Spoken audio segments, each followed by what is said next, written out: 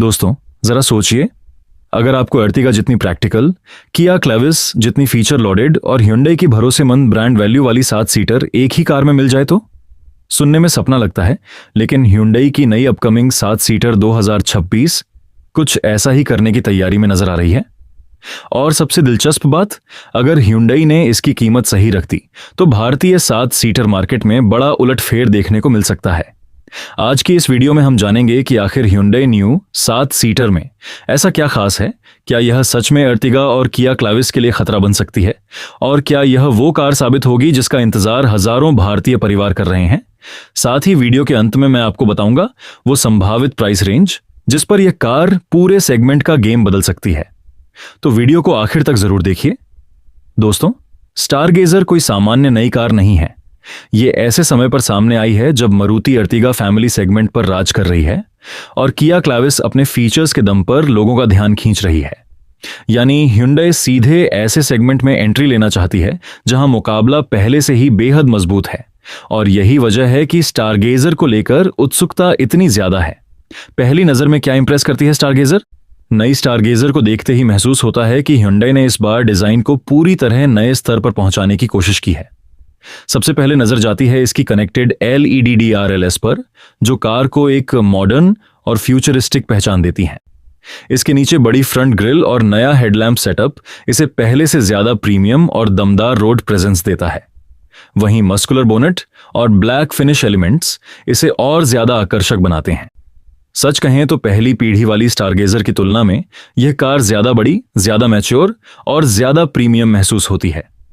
लेकिन असली कहानी डिजाइन से आगे शुरू होती है, क्योंकि भारतीय परिवार सिर्फ अच्छी दिखने वाली कार नहीं खरीदते। उन्हें चाहिए स्पेस, उन्हें चाहिए फीचर्स और सबसे ज्यादा चाहिए सुरक्षा। और यहीं पर स्टारगेजर मुकाबले को दिलचस्प बनाना शुरू करती है। क्या सेफ्टी के मामले में अर्टिगा से आगे निकल सकती है? अगर Hyundai भारत में ग्लोबल मॉडल के अधिकांश फीचर्स लेकर आती है तो स्टारगेजर में ADAS टेक्नोलॉजी देखने को मिल सकती है। यानी हाईवे पर कार अपने आसपास के ट्रैफिक को मॉनिटर कर सकती है, लेन में बने रहने में मदद कर सकती है और जरूरत पड़ने पर ड्राइवर को चेतावनी भी दे सकती है।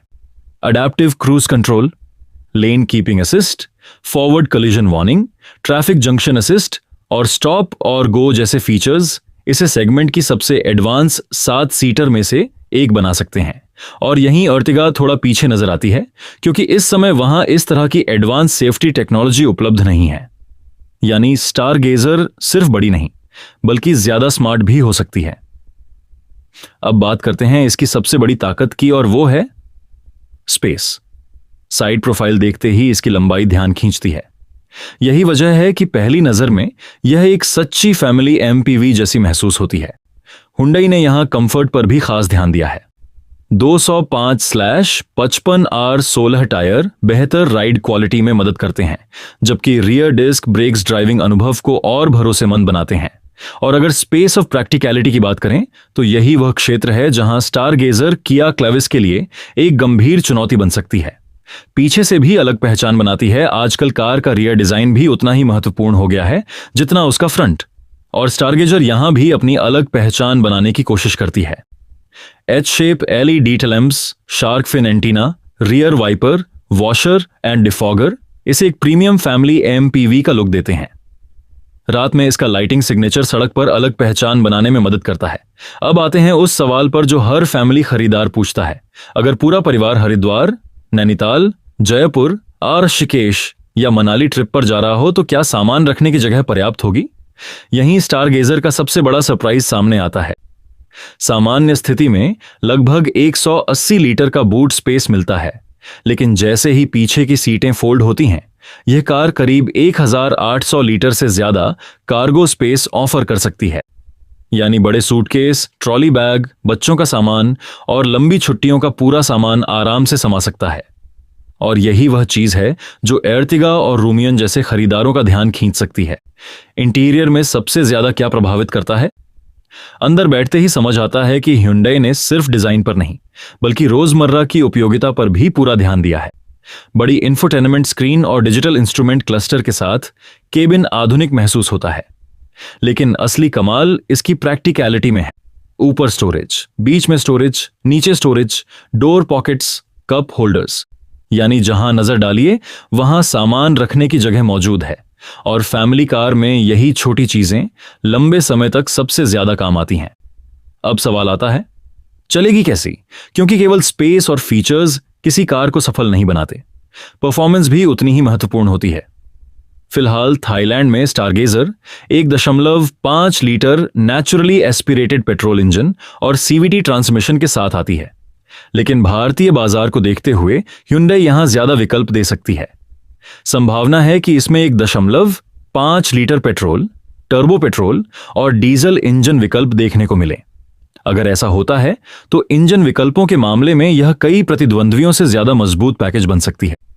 दूसरी रो में बैठकर समझ आता है कि यह फैमिली कार क्यों है। Captain seats, adjustable armrest, adjustable headrest, roof mounted AC vents और चार्जिंग सुविधाएं दूसरी रो को काफी आरामदायक बनाती हैं।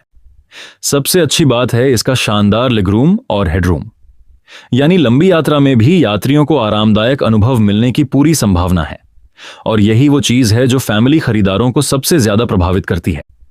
तीसरी रो की सच्चाई भी जान लीजिए। अब बात करते हैं उस जगह की जहां ज्यादातर 7 सीटर गाड़ियां संघर्ष करती हैं।